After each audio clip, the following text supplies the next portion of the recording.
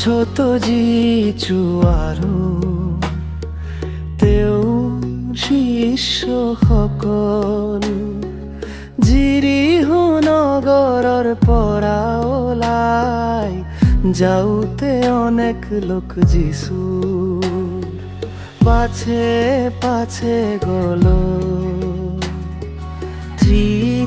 তাতে বাটৰ কাষত দুজন অন্ধ বহি আছিল, যিচু সেই বাটে দি যোৱা শুনি সিহঁতে চিন্দৰি চিঞৰি কবলৈ ধৰিলে, হে দাউদৰ বংশৰ সন্তান আমাক দয়া কৰক। কিন্তু সিহঁতক মনে মনে থাকিবলৈ লোকসকলে দবিয়ালে, কিন্তু সিহঁতে তেতিয়া পুনৰ বৰকৈ চিঞৰিহে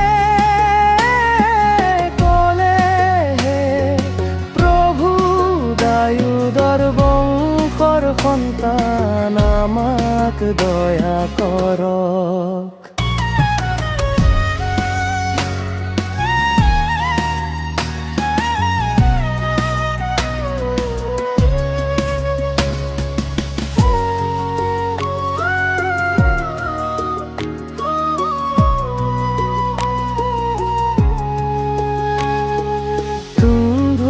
তেতিয়া যিচু থমকি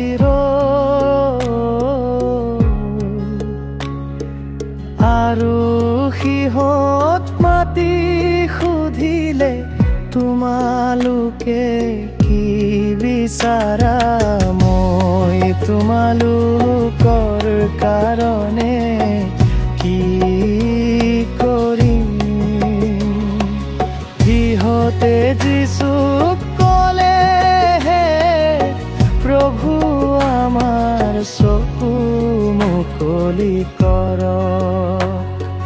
তেতিয়া সিহঁতলৈ মৰম লাগি যিচুৱে সিহঁতৰ চকু চুলে, তেতিয়াই সিহঁতে দেখা পালে